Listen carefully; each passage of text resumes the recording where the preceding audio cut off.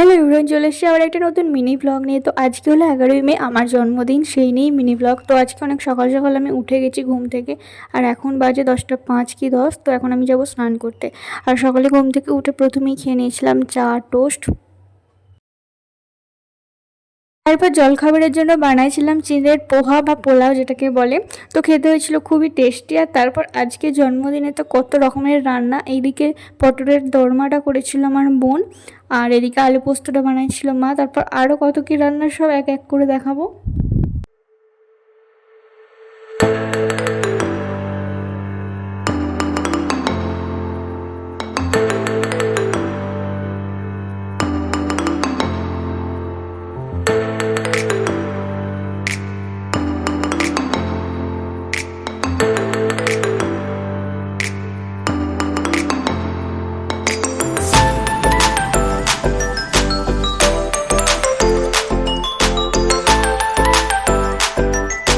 সকাল থেকে উঠে মা আর বোন আমার জন্য যে এত এত কিছু রান্না করেছে, এটাই আমার কাছে অনেক। প্রচুর রান্না হয়েছিল, 13 রকমের, ভাতটাকে ধরে 13 রকমের রান্না।